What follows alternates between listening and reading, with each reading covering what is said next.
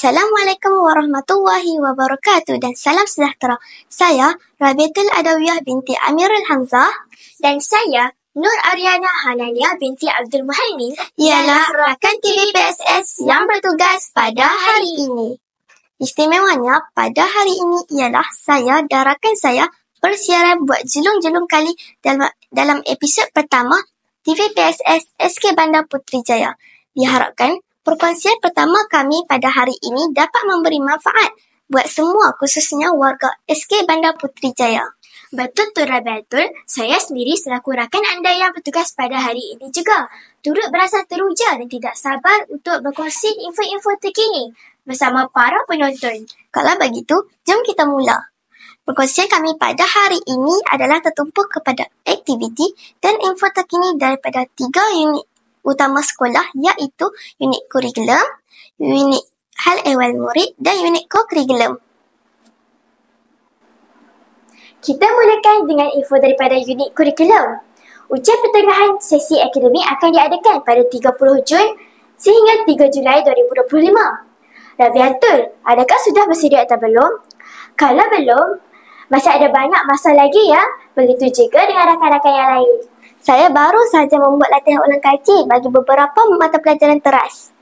Sama lah seperti saya.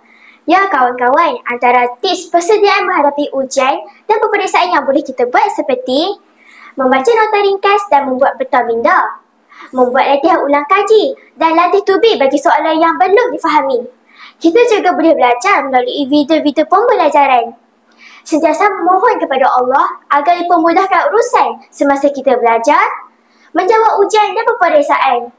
Jika kita berusaha, insya-Allah kejayaan pasti akan menanti kita.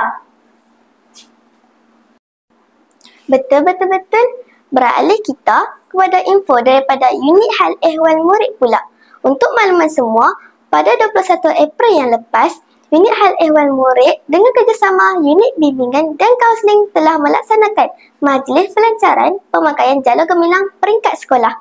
Dalam majlis ini, seramai 2,644 orang murid SK Bandar Putrajaya telah menerima 2 unit lencana jalur gemilang masing-masing. Kawan-kawan, tahukah kenapa kita perlu memakai lencana jalur gemilang? Ya, betul.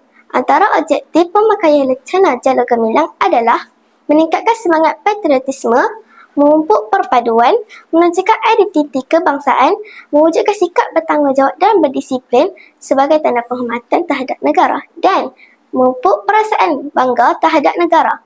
Untuk itu, kawan-kawan, marilah kita sama-sama menanamkan semangat patriotik dengan memakaikan lencana jalur gemilang seperti kami. Terima kasih Rabiatul untuk info tadi. Info terakhir kita pada hari ini ialah daripada unit ko-kurikulum sekolah. Untuk makluman semua, kejohanan sukan MMSD Kuala Muda telah bermula daripada 10 April 2025 hingga 25 Julai 2025. Antara pertandingan yang telah disertai oleh murid SK Bandar Putrajaya adalah pertandingan merentas desa, catur, bola baling dan bowling.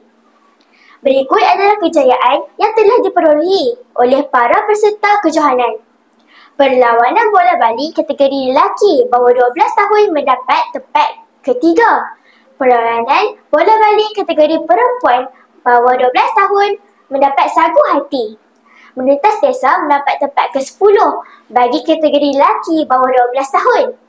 Untuk maklumat semua juga, terdapat beberapa lagi pertandingan MSSD yang akan dijalankan dan disertai oleh murid-murid SKBBJ. Antara pertandingan tersebut adalah pertandingan bola jaring, bola sepak dan jalan tasing. Kesemua peserta dan guru bagi pertandingan tersebut sedang giat membuat persiapan dan latihan sebelum kejohanan bermula. Sama-sama kita berdoa agar semua peserta perolehi kejayaan. Sekian sahaja laporan kami pada hari ini. Kita jumpa lagi di lain hari dan lain masa. Bye!